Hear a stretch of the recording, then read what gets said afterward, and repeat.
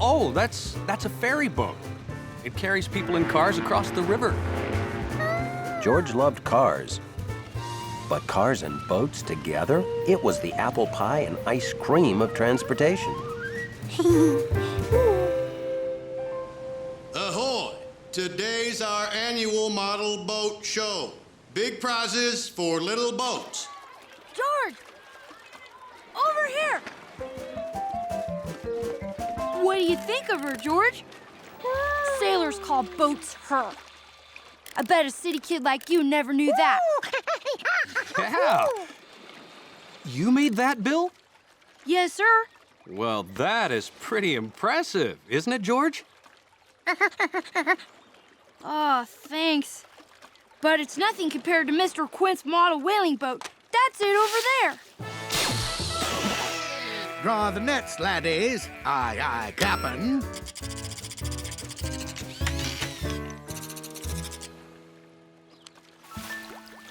And over there is Mrs. Rankin's Ark.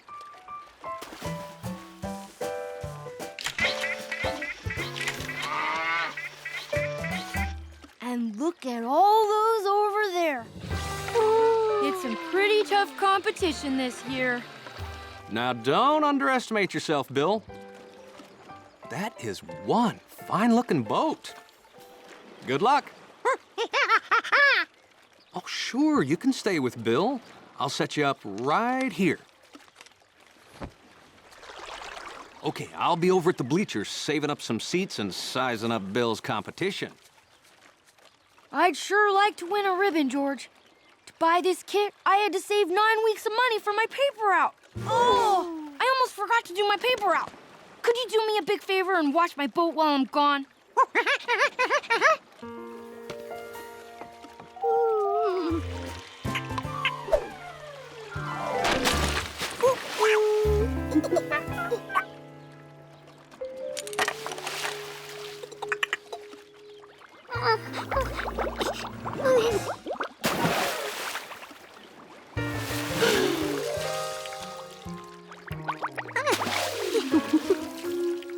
George couldn't figure out what he'd done to it. It looked perfect. But he knew one thing. No!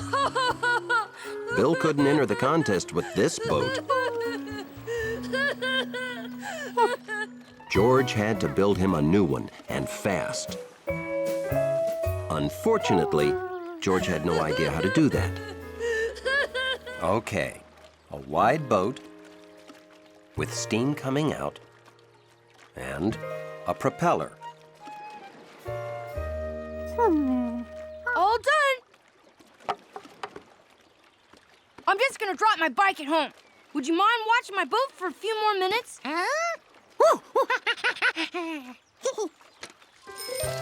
Phew.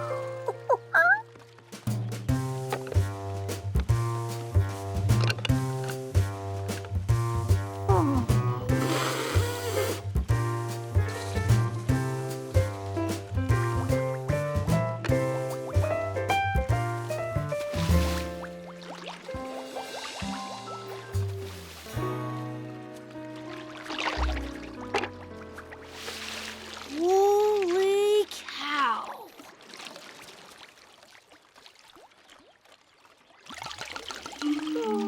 You did me a real favor, George. I forgot to close the windows. Thanks for showing me. I would have really been sunk if it happened in the contest. Model boating requires utmost attention to tiny details. And keeping the water out.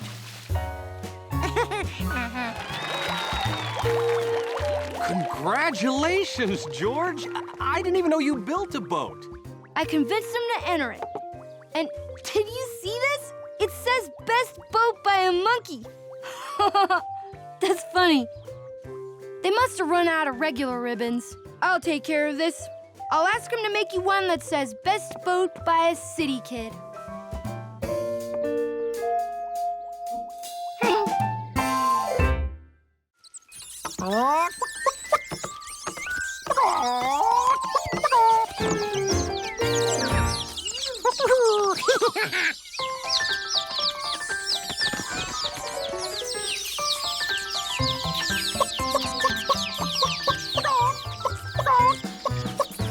Tracy taught her chicks to walk tall and be proud like a chicken.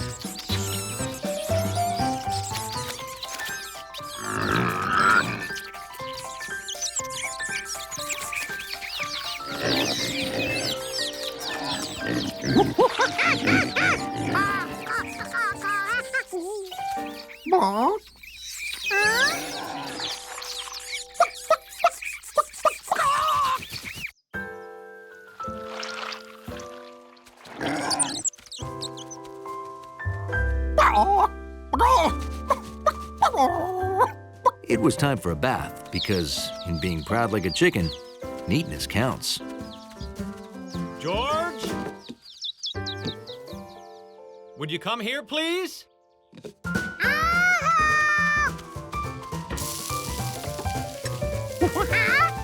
The neighbors will be here soon for our monthly game lunch, so I need you to run to the store. We're out of toothpicks. It's not a party if you don't pick up small food with toothpicks. Oh, we need marshmallows, too. And a new deck of cards. You got some jelly on the old deck. So take this list to Ada and Luke's general store, okay? That sounded like a chicken in trouble.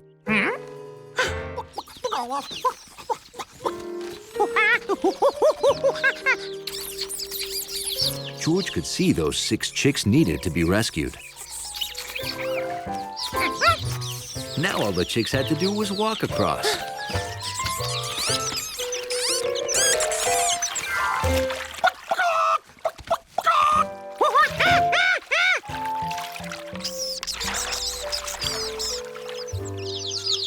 The bridge wasn't chick-safe yet. What could he do to make it safer? That bridge had sides made from triangle shapes.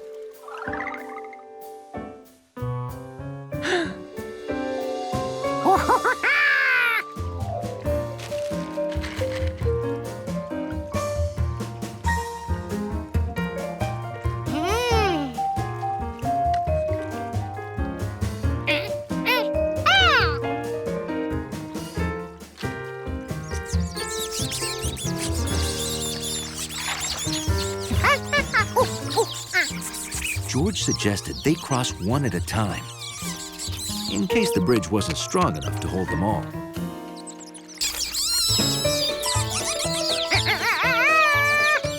But the bridge was plenty strong. It even held a whole hand.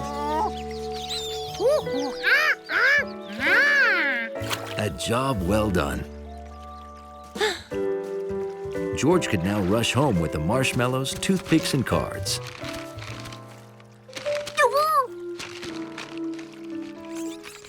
Maybe not straight home.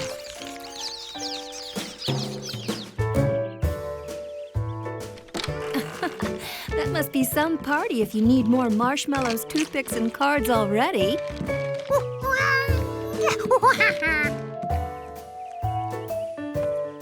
Now it's officially a party. Alrighty. We're gonna play Go Fish. Yeah?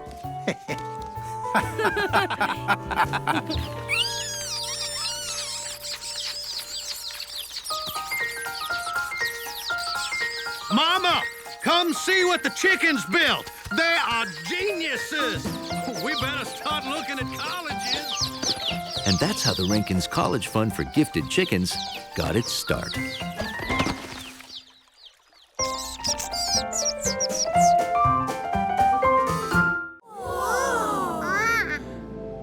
Welcome to the incredible edible Arboretum, a cornucopia of exotic comestibles.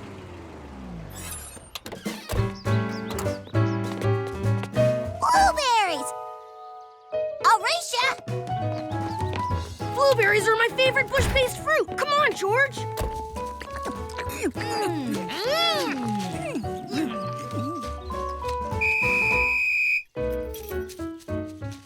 It looks like you all forgot the county sprout rules. Rule number 1. Never eat any plant that you're not 100% certain is safe. and that means... Consulting the Edible Plants Guidebook? No, it means getting an okay from an adult. Right. Rule number 2, plants are living things. You can kill or hurt them if you're too rough. So don't pull on them and don't break any branches. Come on. Why is the screen flickering? Either the Earth is off its axis, or I forgot to charge the batteries. Okay. George, can you climb that tree and see where we are?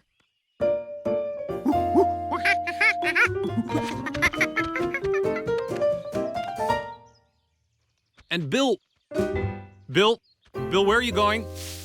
Don't worry, I've got my handy backup compass. This way, folks! Bill, a sprout never leaves the trail. That's rule number 3. Bill! Oh, our excitement's really growing, 'cause we don't know where we're going. In this direction, green. In this direction, a path.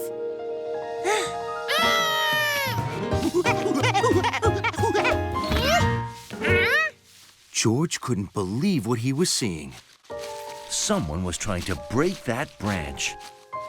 Somebody was not being a sprout.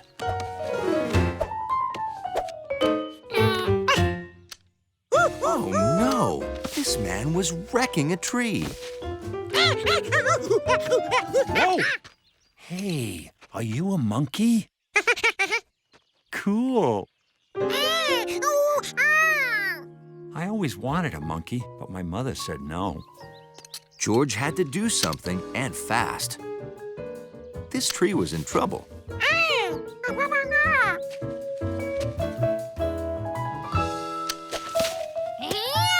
Hey, return the headgear, monkey.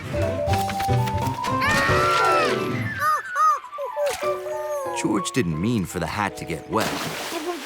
Or the man. But George couldn't wait around. He had to check on that tree. George wished he could think of a way to get the branches back on the tree. He needed something sticky. Really sticky. Like mud. George! Oh, thank goodness I found you. Oh, I'm sorry I left you in that tree. Oh, Dr. Greenbean, nice to see you. Sorry we're late. We've had a rough day. Tell me about it. First, this monkey ran off with my hat, and now my tree lopper has vanished.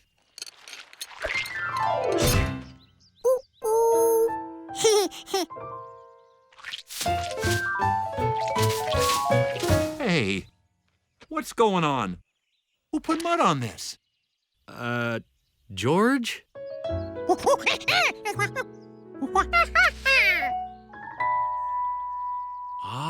So Dr. Greenbean was cutting some branches, and you thought he was hurting the tree. Oh, you should have asked. Oh, wait, you're a monkey. Well, anyway, this is called pruning.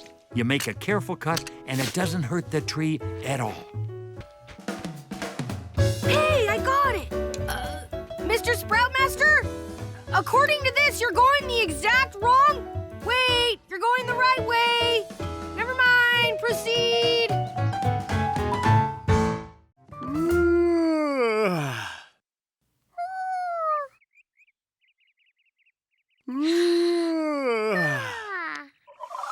This was a Saturday that cried out for something special. You know what this morning's crying out for? Huh? Donuts! Hold on! I have to get dressed. I can't go out like this. All right, I'm going. You don't know impatient until you've been a monkey waiting for a donut. How about eggs with those donuts? Hey, count the eggs and write down how many we have.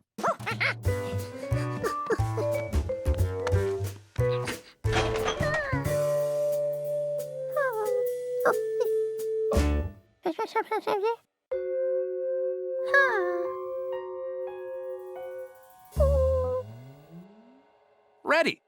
So how many eggs do we have? There are no eggs. Well, why didn't you write 0? Oh, you don't know. I thought I was teaching you everything, and I forgot nothing. 0 alone means no eggs. None at all. But 0 with other numbers makes them mean a lot more. See, if we write a 0 after 1, that's 10.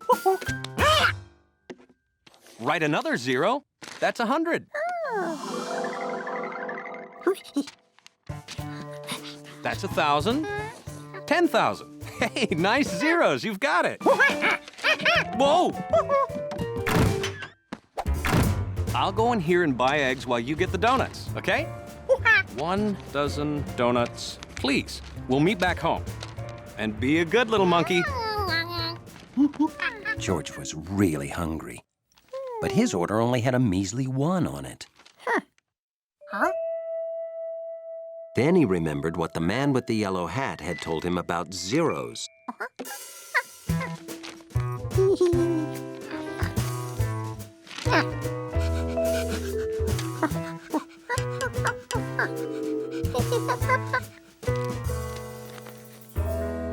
George, Chalky, good to see ya.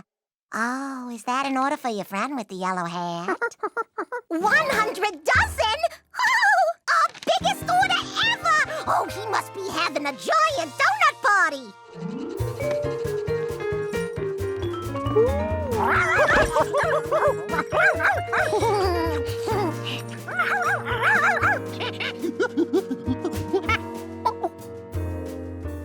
George realized what his zeros had done. But try explaining that to a dog. George could only think of one solution to a problem this big.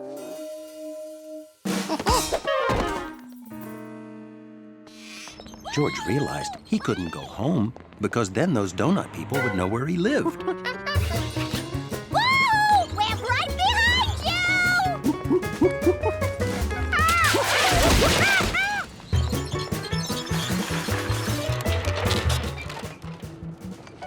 So, in the end, George headed home with 1 dozen donuts.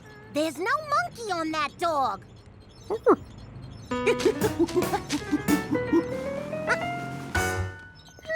Monkey! We lost him.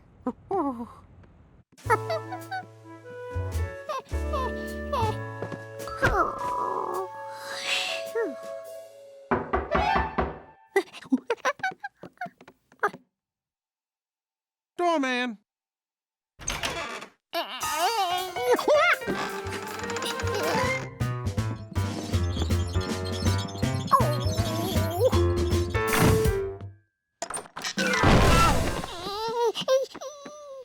Oh, what are we gonna do with them all?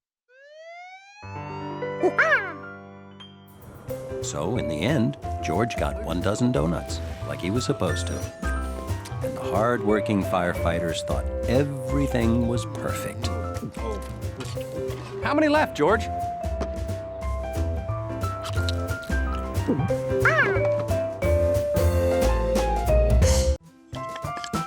Ta-da! George wondered who were these incredible fruit balancers. Zucchinis! Piscati! Giorgio, these are my friends, the famous zucchinis. We came by to order food for our rehearsal. Our show is tonight. But now, all he wanted was to be an amazing balancing zucchini.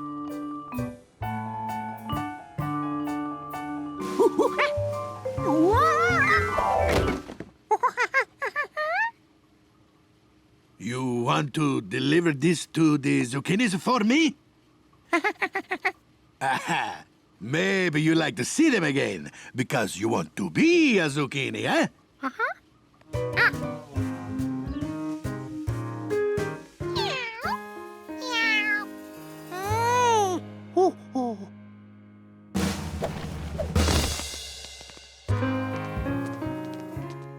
Food! Sustenance! That which gives us the strength to perform our amazing feats!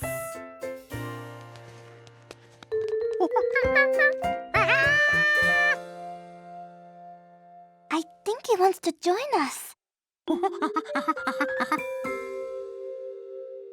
It's not that easy. It takes lots of practice to do things like us. Balance requires total control. I never sneeze unless, Meow? a cat!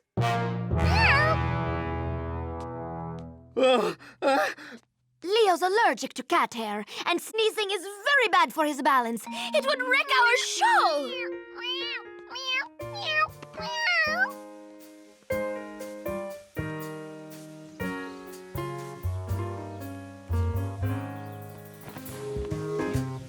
George was proud to be a starter zucchini. He gave out every flyer. And that night,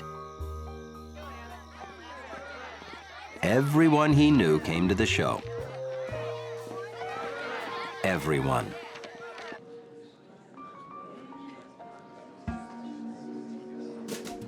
Gnocchi just wanted to watch.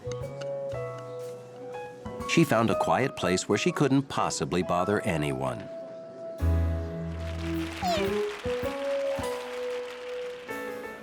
Okay, just relax, Chef. We'll do everything. This is like a dream come true.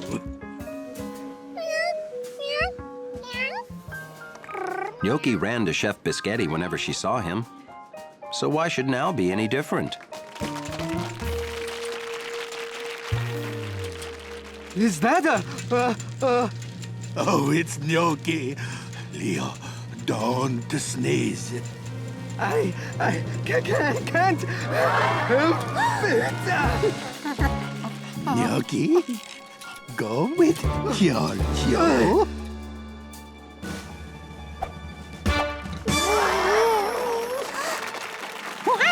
This was just like that mop. So George shifted his hands.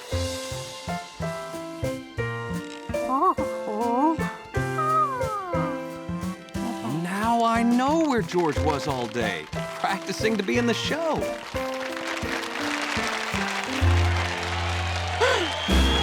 We made it!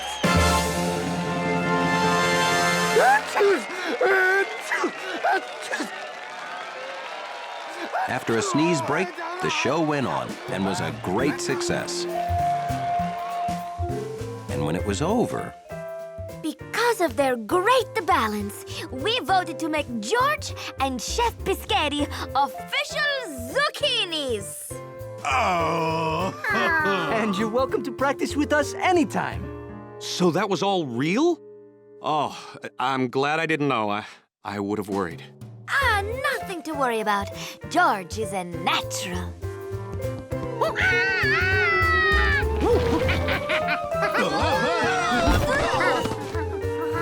But maybe he should stick to the high wire.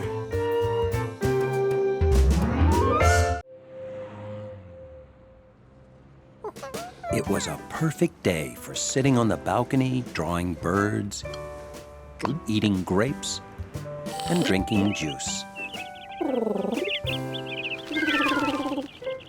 Oh.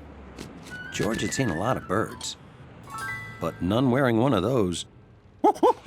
Oh. Bird had seen a lot of animals, but none doing that. He wasn't going anywhere till he figured out what kind of animal George was.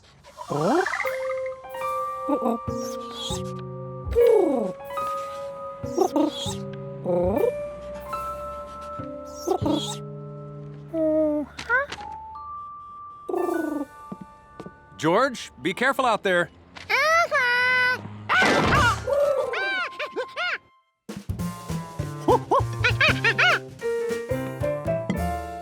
Hold on. Just because he came back here doesn't make this his home. Homing pigeons have special homes. Ah, that's the pizza. Wash up. George, he needs to go home. This just isn't a good home for pigeons. If that's how it had to be, then George would turn their home into a good home for pigeons.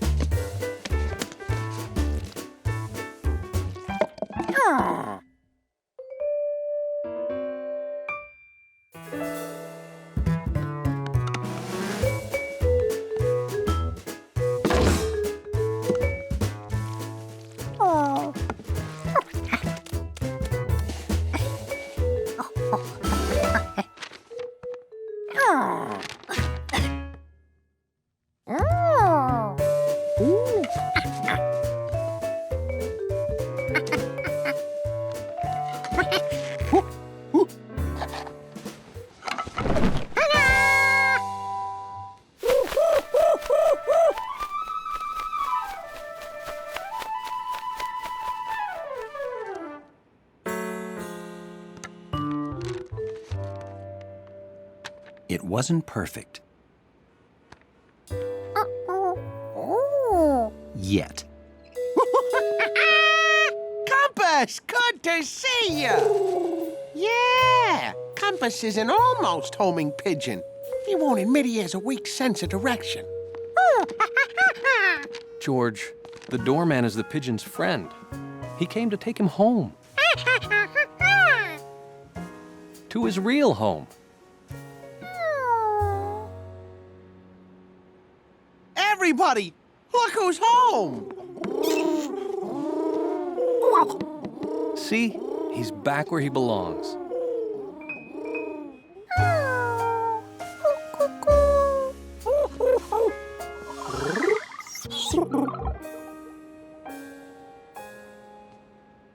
I bought it for birds to sit in, so you can draw them. Nice effort, George. But birds want to sit in a real tree.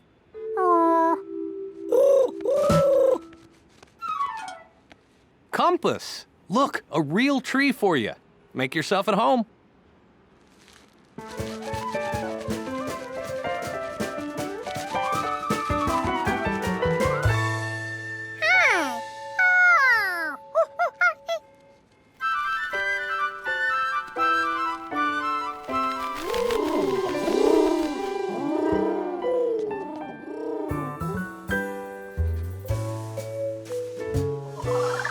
Pigeons still didn't know what George was, but he sure made a good tree.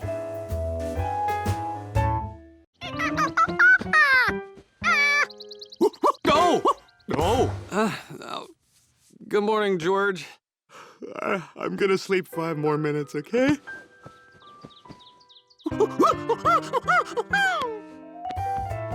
No!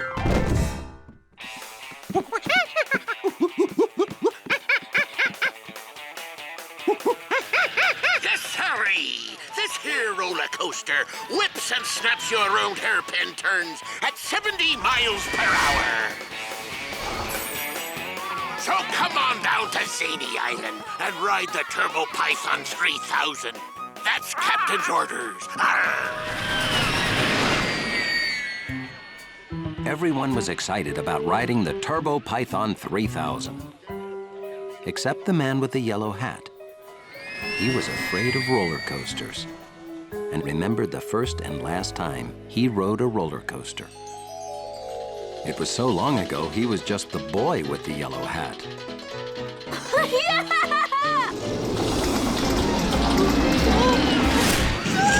And since that day, roller coasters upset him. Okay, I'm a grown man. I have no reason to fear a roller coaster. No!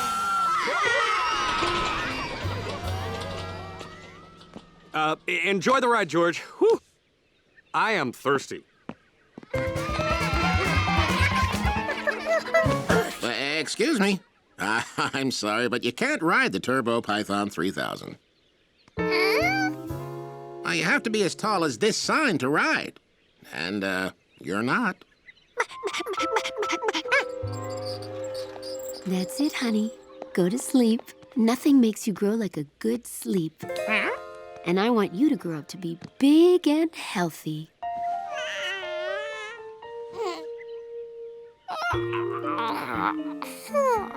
All this growing made George tired. If sleep made you grow, he could do two things at once.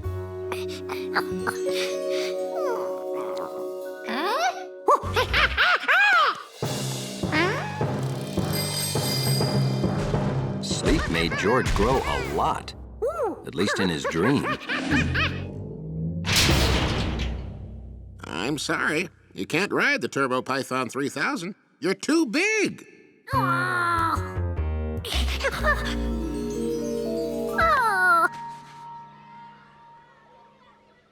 George didn't grow as big as he had in his dream, but he grew enough to be 5 licorice whips tall. My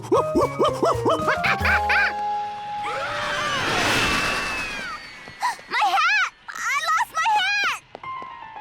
Seeing Betsy lose her hat reminded the man with the yellow hat of that fateful day.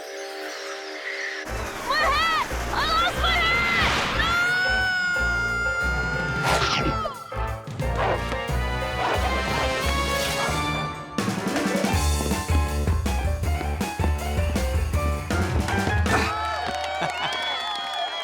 That's it. I'm not afraid of roller coasters. I'm afraid of losing my yellow hat. Your hat is safe, Betsy! What's with all these sour faces? I don't like sour faces at me park, you know. Oh, hi there, Captain Zany. You see, this monkey's too short to ride the Turbo Python 3000. Too short? Bah!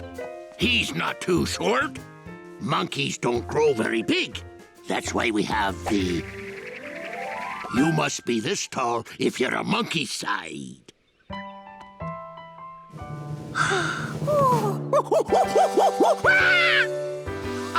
You can ride, George, and I'm coming with you. But first, give me all your licorice.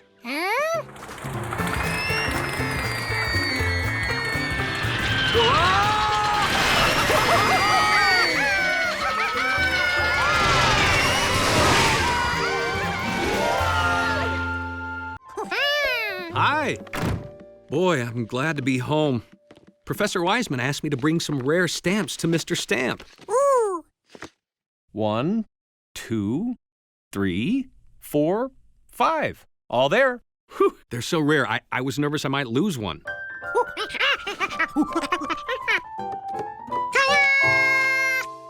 Wow, George, I can't believe you did all that while I was gone. You know, I think you broke the world speed record for making a gigantic mess. George didn't see a gigantic mess. Just a bunch of little messes that looked big together. George, you have to learn to clean up after yourself, and there is no time like the present. Here's your very own dirt dragon. Now you can clean up whenever you see a mess.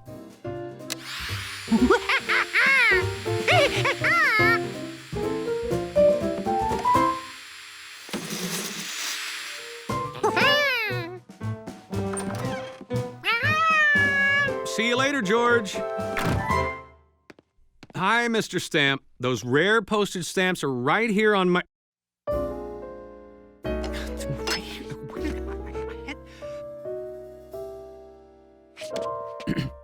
Can I call you back? Huh. Wow. George cleaned the whole place, including the rare valuable stamps. That means they're in the vacuum. till he empties the bag.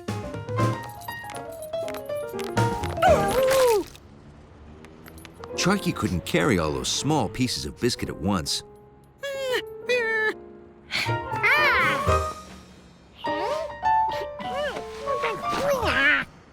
Lucky for her, her friend George was here.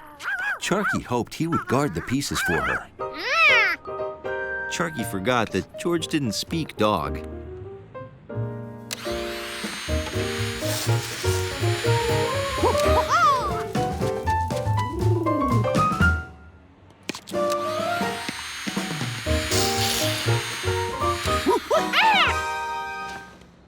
Did a monkey in a cape just take our jacks?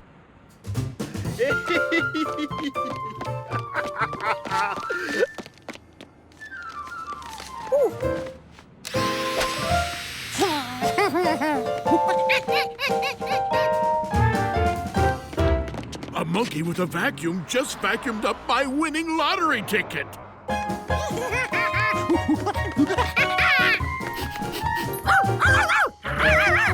George was a happy hero, thinking of all the animals and people he had made happy.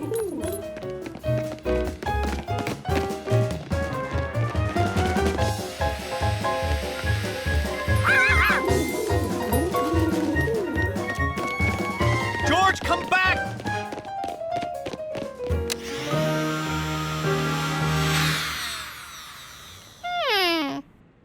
Why wasn't it working? What good is a superhero without a vacuum cleaner? When the bag is filled, you empty it into a garbage can and start again. Of course. It was time to empty the bag.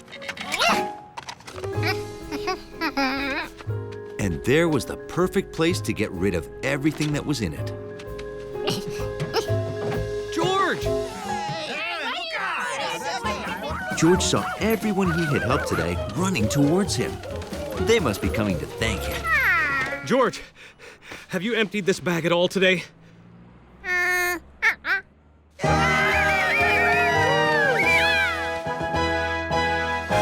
George was happy to be of service. I'm happy to say they're all there. Thanks. George, would you like to vacuum my place? I have lots of valuable, dusty collectibles. Valuable collectibles? Sorry, gotta go now. Bye. George!